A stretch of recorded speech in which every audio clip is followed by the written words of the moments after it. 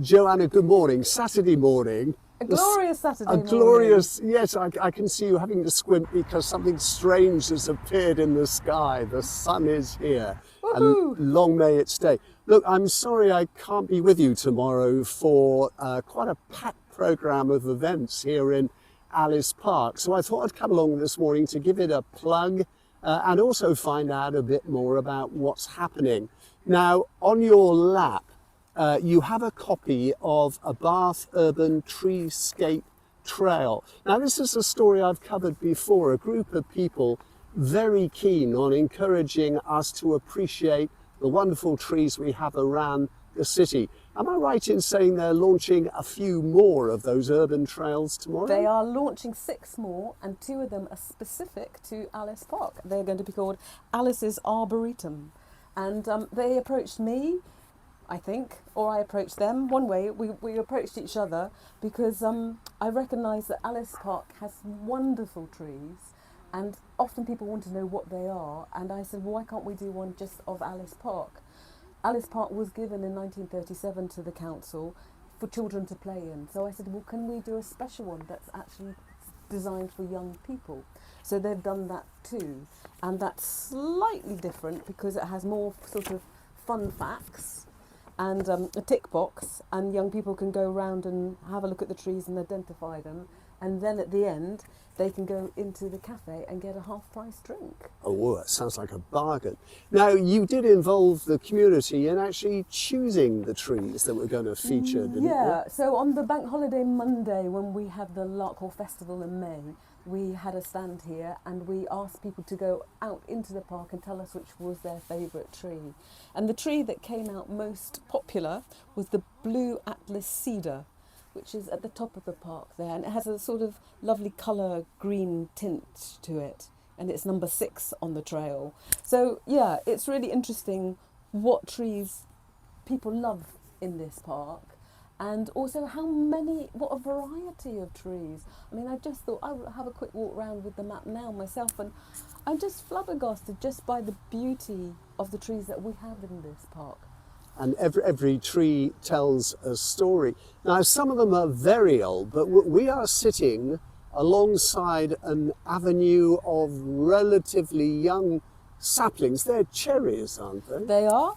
And in 2022, the ward councillors for Lambridge, that was myself and at the time Rob Appleyard, planted them. And we planted this lovely avenue of 12 of them.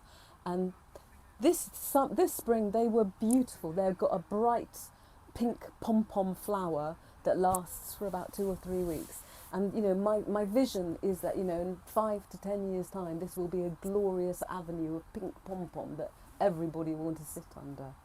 Now, we've got the mayor coming tomorrow because there's an association between these trees and a town in Japan, of all places. Indeed. So lots of people don't know that the Bath is twinned with the town of Beppu in southern Japan, and we have links with that city through the mayor's office.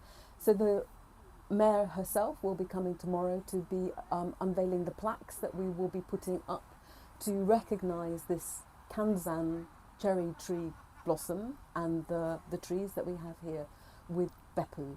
And we will have 2 plaques, one in English and one in Japanese, because I think a lot of people in the city don't recognise or even know that we have this link.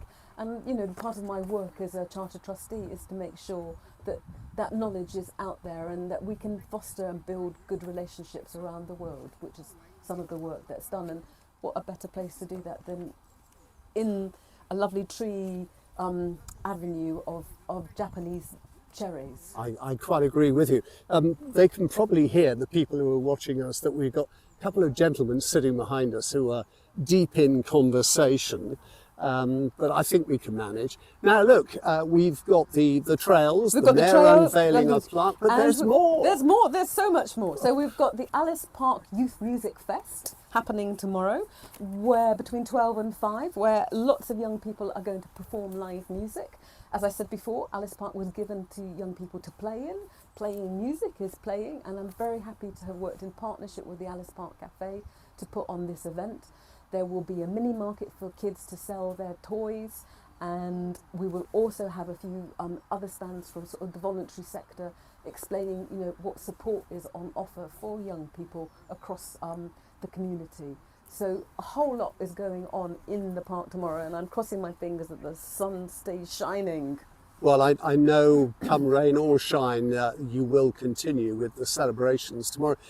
Something else I think that people will be made aware of tomorrow when we're talking about facilities for young people. You, of course, campaigned a few years ago to get the skateboard park here, but I understand now that fundraising is underway to improve the rest of the playground facilities here. Yep. This park, as I said, was given in trust, and it runs very separately to all the other parks in Bath and North East Somerset, and it has a subcommittee of which I am chair, and we are expected to look after the park and pay for the park and raise revenue, and also pay for any new facilities. So the council does not put in new facilities. It takes them out. So we recognise that the play area is really not very good anymore, and that we need to completely overhaul it and put in new equipment. We went again to the community a few years ago and did a consultation, and we had a very good idea of the type of play equipment they want. We have now found a design and contractor, DPD Play, which are based in Box, who are going to put in that new facility. However, we do have to raise the money to do that, and we're going to do it in 3 phases, so we get each phase funded first before we deliver it, but we don't take years doing that, hopefully. We're looking essentially for £500,000. We are delighted that we've already got 75,000 in the bank for the first phase, and tomorrow we will be letting people know and starting our fundraising campaign for the Alice Park play area.